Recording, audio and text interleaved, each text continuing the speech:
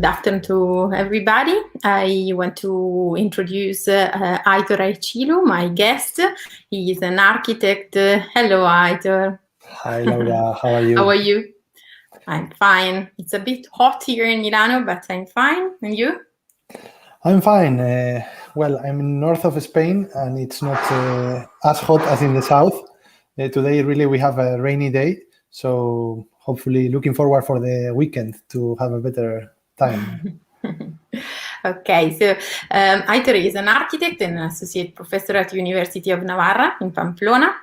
And we worked in the last years together in Pamplona, and I'm very happy to see you here in this way, because I mean, we saw each other once a month for 2 years, more or less, and now after the pandemic was, of course, because the pandemic was impossible, so we work together but in distance, and it's always a pleasure to have time to discuss and to speak with you. Unfortunately, without beers and pinchos, because usually we had time after our classes together to do that.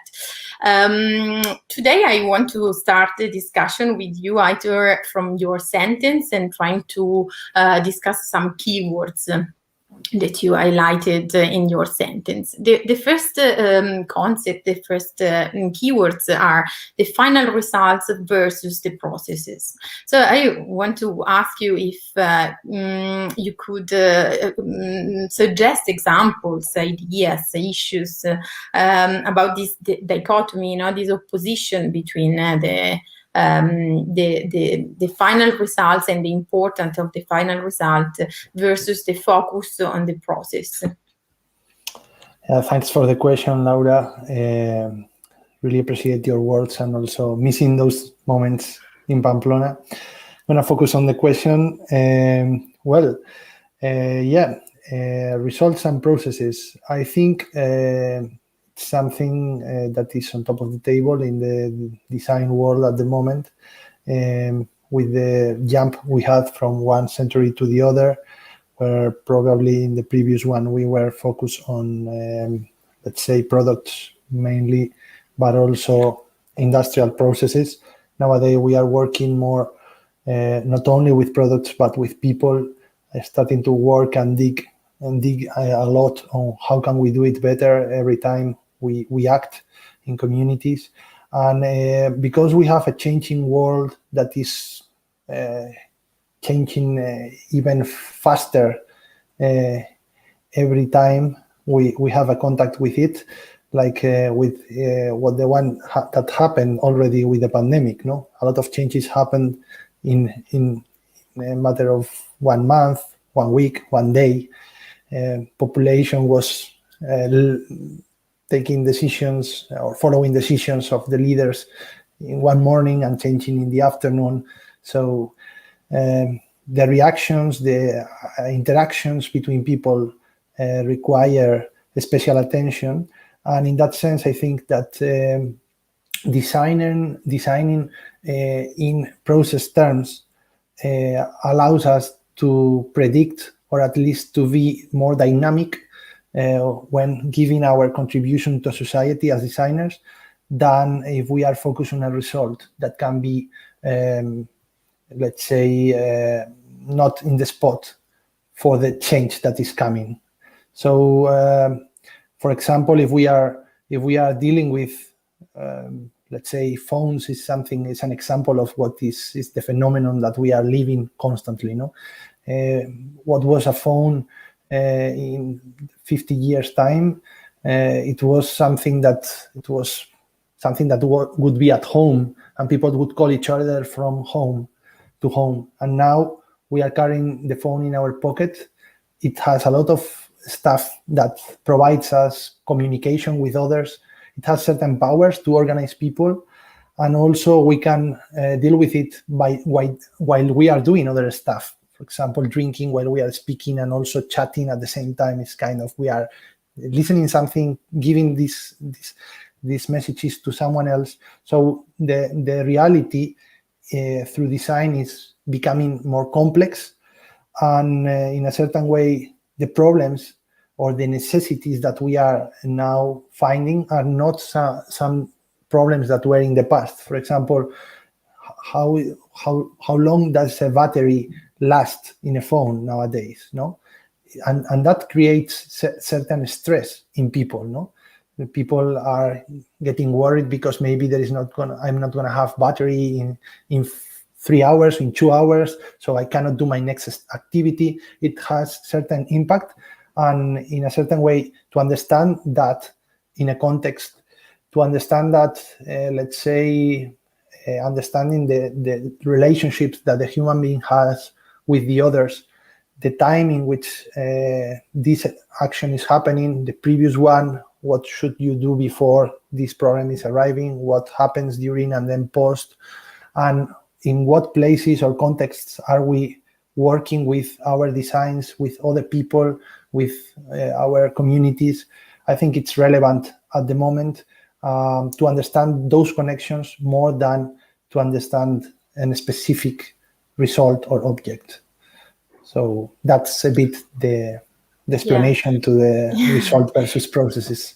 Yeah, we can say that processes also we can apply in different contexts, no? And maybe we can work more on the methodology, and then we can try to work with these methodologies in different contexts. Then the final result is, as you say, that always everything is always changing, so the final result is not fitting in all situations and contexts.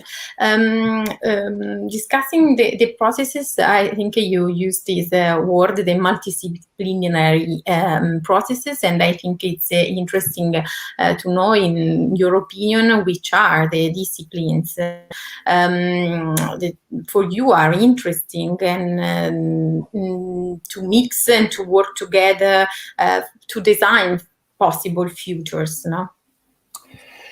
Well, this is a difficult question.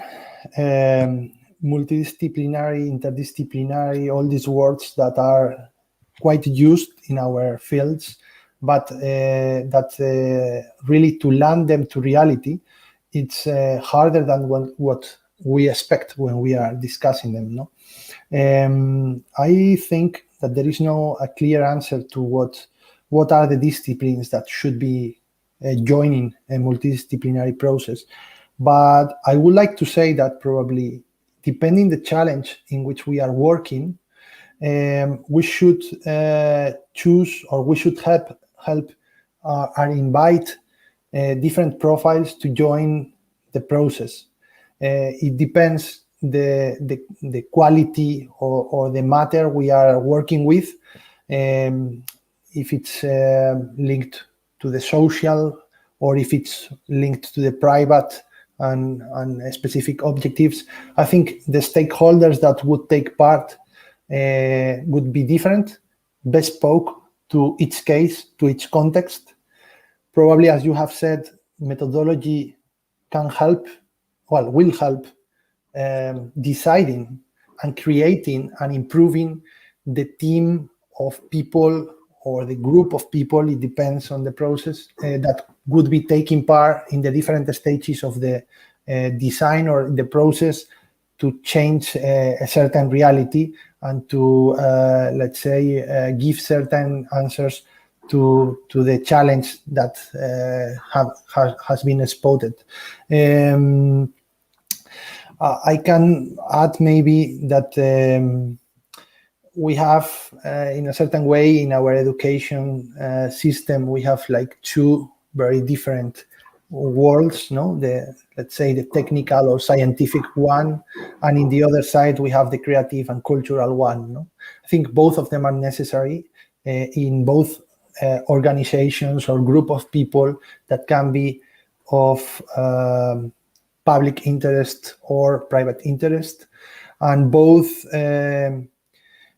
the technical, scientific, and the creative and cultural, I think, can join and be included and should be included in any process. Maybe what I would like to point out is that when we work with certain recipes or we apply certain methods, we should be careful not to apply them as recipes, but to be critical and adjust and design those processes to the specificity of each context and its requirements and its challenges in order to add certain value to the process. And in that sense, maybe scientific, it's many times efficient, but a little bit more enclosed, and creative one. And in this sense, the possibility of the designers to work in open fields with open processes can enrich and add much more value than what we expect when we start dealing with the challenge. And in that sense, let's say adding unexpected value and communicating this value and sharing this value with other people in a certain way is like inspiring people, making them feel, if they are taking part on the process from different perspectives, making them feel important, relevant, but also see how are they achieving things that are are richer than what they would do alone without the interaction with the other different people or faculties. Maybe also trying to dig a little bit on the topic you have posed. I would say that probably in the organizations, as I was saying, both in public terms or let's say communities, we have people that maybe are working in a top parts of those systems and others that are working in the bottom of these ones. And in general, traditionally, we've been working kind of suggesting how to deal to the ones on the top. So trying to catch up with them and try to give them key things to make them their idea success, or giving them ideas by ourselves, like you can improve this neighborhood like this, or your company like that. And the thing is that not counting with the bottom ones, with the people that really deal with the everyday life and with the tangible reality of their phenomenon in the companies or in the neighborhoods. I think opening the creativity processes and trying to include both the ones on the top, the ones on the bottom, and of course the ones in the middle, the ones that are passing through and passing by. I think it's a challenge to be developed carefully in the next years and decades in order to make let's say a more balanced world and better realities. Yeah, probably you anticipated these other keywords that are in sentence. It was the create new cultures and new paths, and I was curious to understand how do you think we can really, or the future designers can really create new cultures and new paths. It's interesting as a concept, but it's I think very difficult. Well, it is difficult to do it. Maybe to plan it, it's easier. And obviously, when you say it first, it's super easy, no? And then it becomes complex. I would say, well, this is a question I would like to share with you that it came in different occasions, according to companies, according to cities. How can they change their culture? And in order to apply new or try to conquer new behaviors and try to include people, make people do things that currently they are not doing, and things that are happening in other cities or in other companies. And I want to change my culture. Well, I would say that maybe we cannot create from zero a culture, but we can start by understanding people.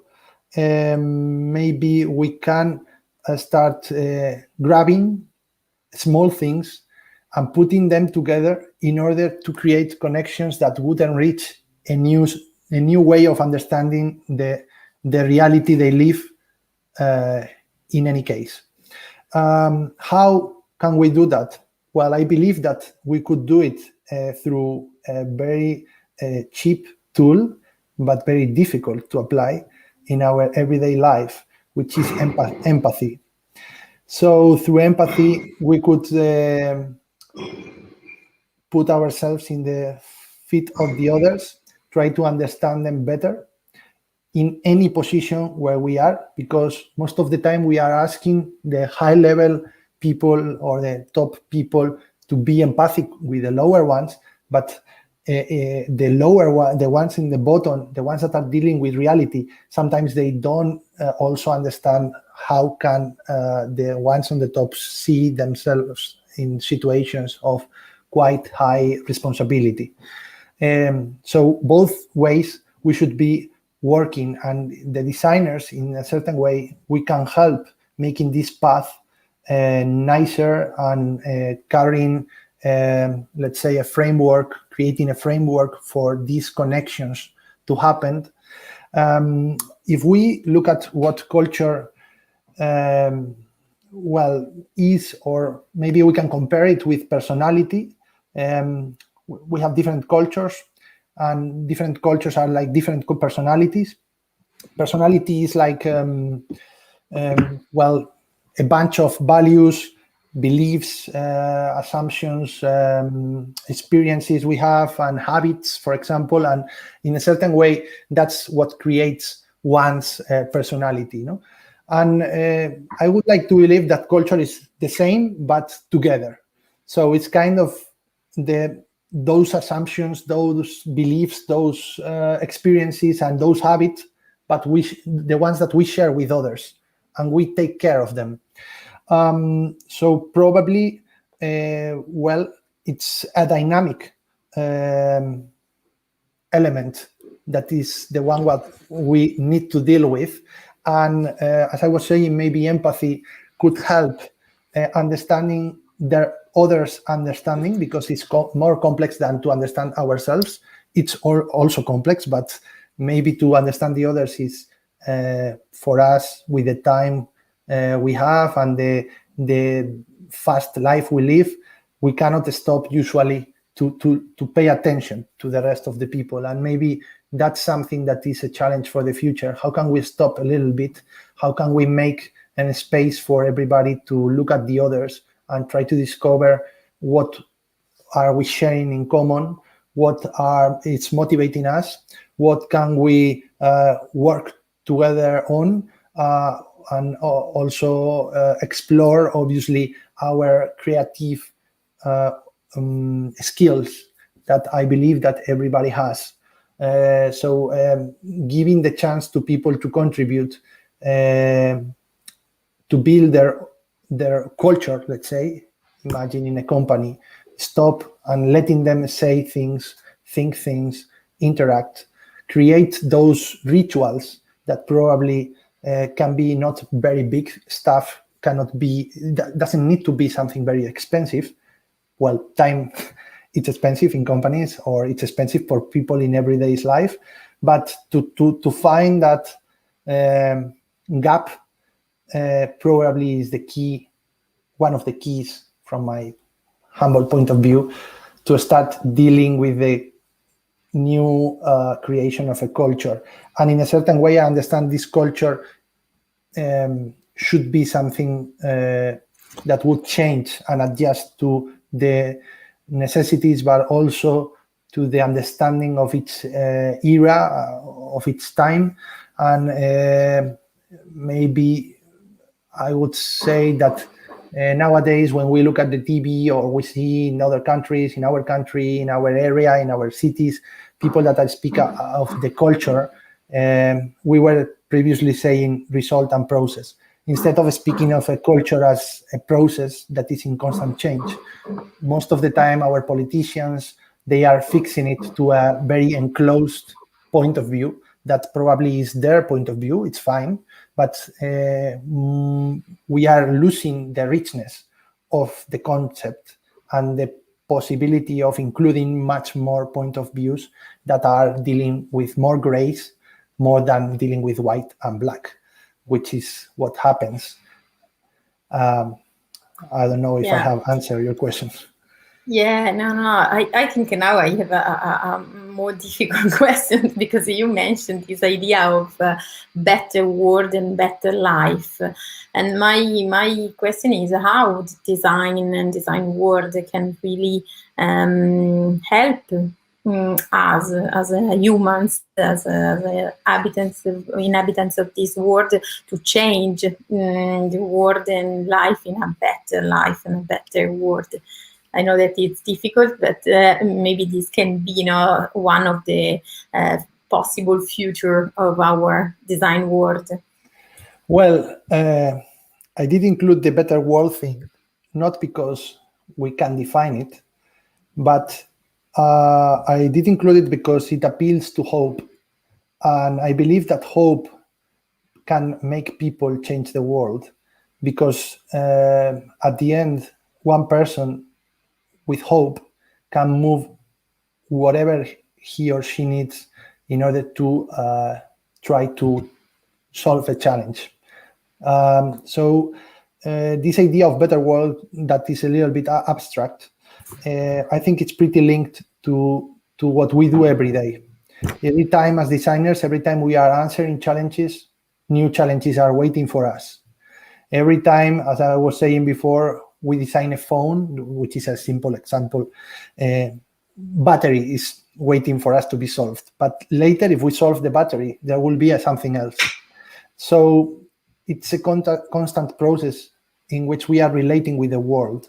And I think how we relate with the world and why are we relating with the world, maybe more precisely, why are we relating in this way, and what are the values that makes us relate, are questions that we should be answering through our actions.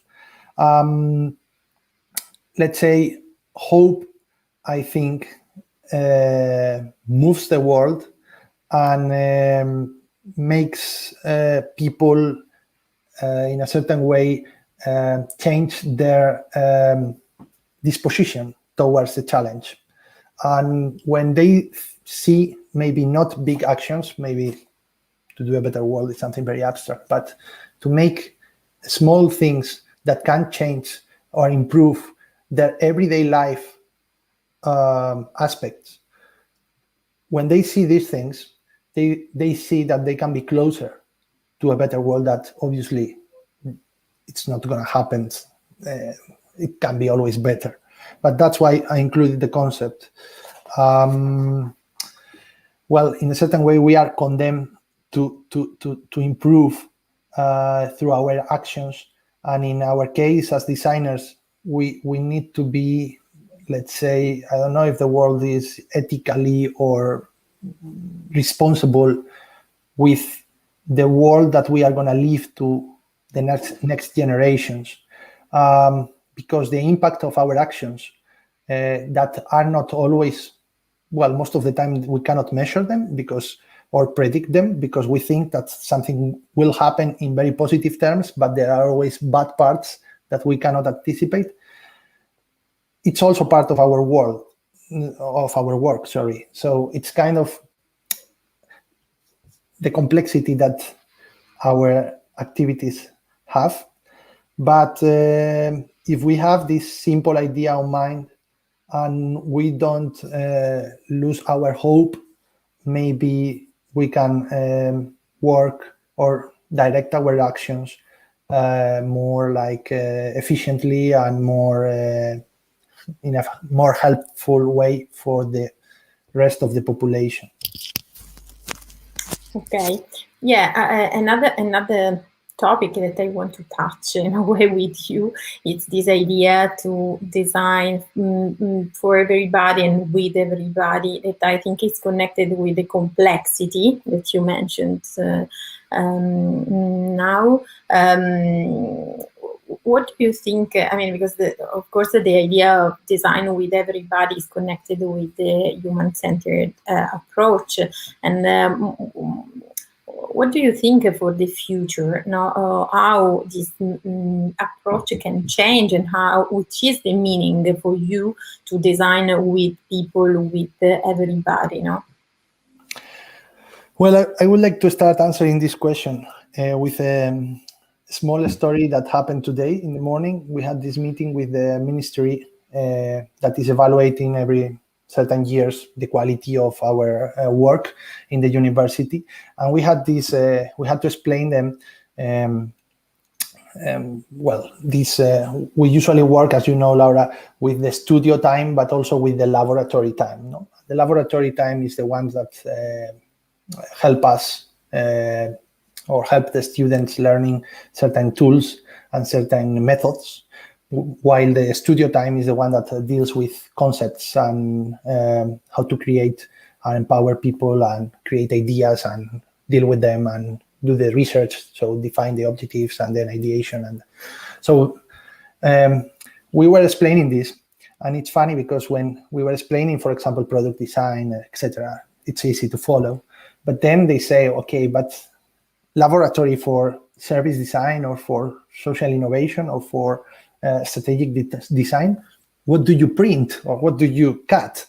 And it's kind of, look, we work, we don't work with materials, or yes, we work with a material that is very complex, which is people. And our tools are orientated to work with people. And it is something that is very important, that I think it has created the jump from the previous century to this one.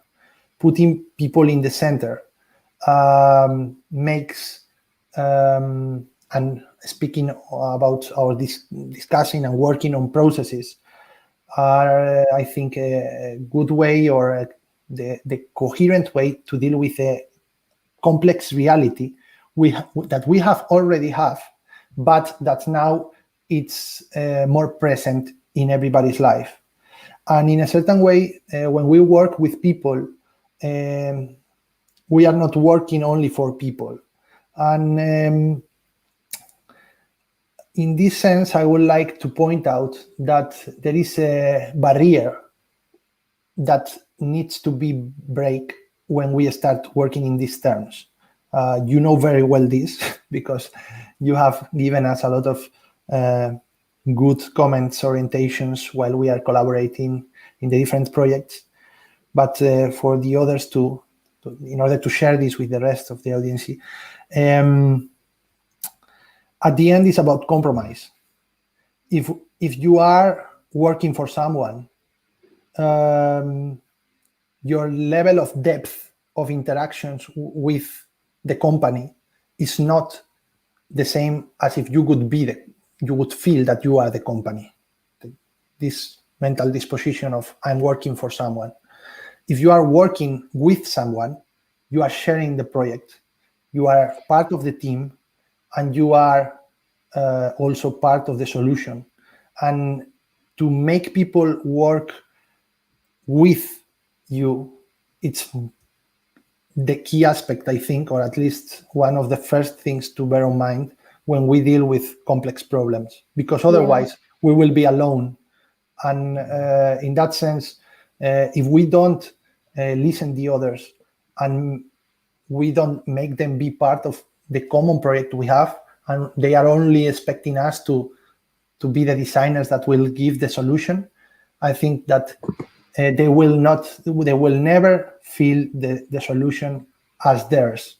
And that's something that will be like going backwards instead of going forward, now that we already have technology enough to be part of and participate in, as we can see with all this media that has been developed and that has connected us. Unfortunately, we have 1 minute, so we have just to conclude our half an hour together.